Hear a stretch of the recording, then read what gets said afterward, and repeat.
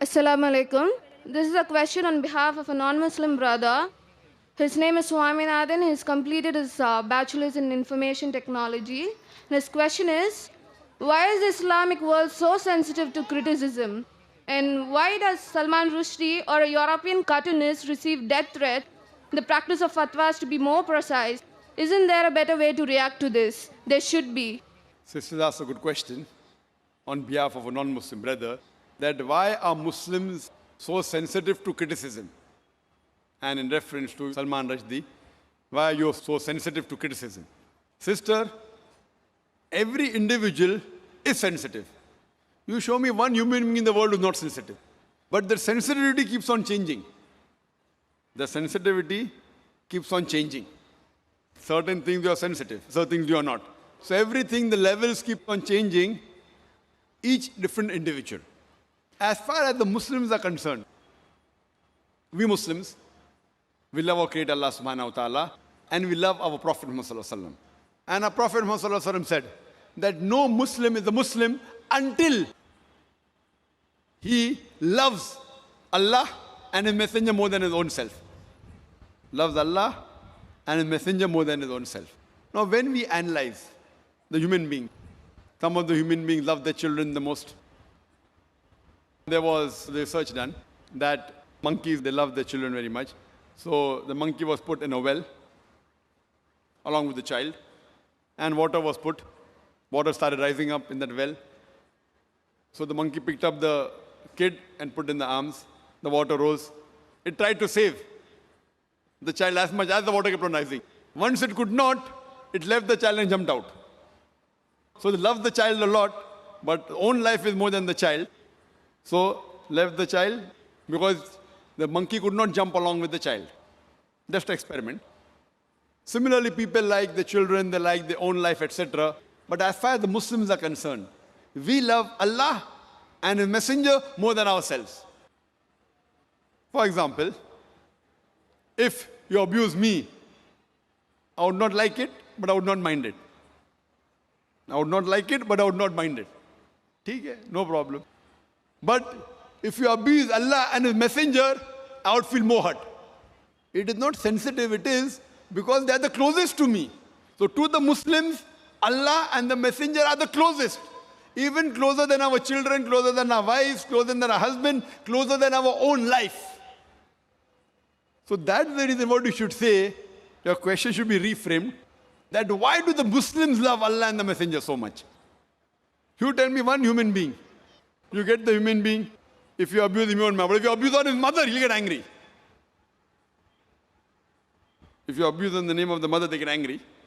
So we love our Allah and our Messenger more than our mother also. So based on these things, the Muslims, they want to clarify. So when Salman Rushdie, being a so-called Muslim in inverted commas, born in a Muslim family, when he wrote book and criticized falsely just for a few, just for money, so that's the reason the Muslims objected. You say, are there any better ways? There are many ways of objecting. I don't agree that all the ways the Muslims objected are right. Many a time they destroyed property which is wrong. I don't agree with it. But they are sensitive because it deals with our Creator Allah subhanahu wa ta'ala Messenger. But we should feel bad. But some of them overreact. Some of them took out protest, which were violent, which should not be. Some were peaceful, which is good. Best is to reply.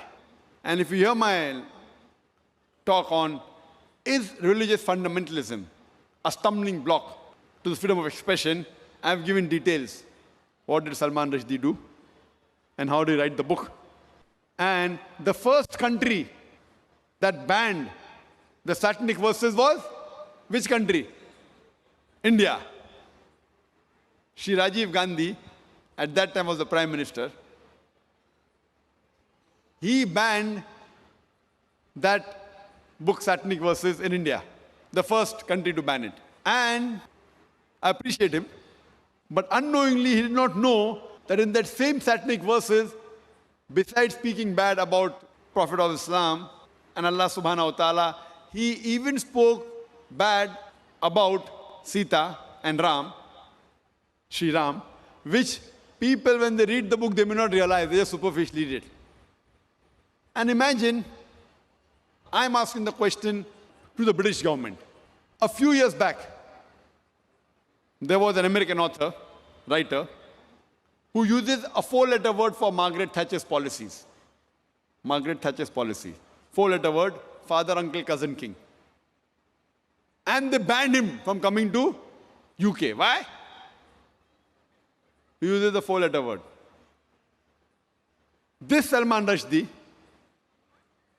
he uses the same word and makes it active, ing, many times for the British policy, for Margaret Thatcher, and he calls her, you know what, in his book, Maggie the bitch. Now fine. If you say, maybe the Britishers are bold, they wouldn't mind. But imagine if you meet the son of Margaret Thatcher and tell him that Salman Rushdie called you a son of a bitch. What will he do? He will hammer you. So everyone is sensitive depending upon what the sensitivity is. Imagine the same British government which banned another American author for using a four-letter word, allows Salman Rushdie. Why? The reason is why? Because he abuses our Prophet Muhammad Sallallahu Alaihi Wasallam.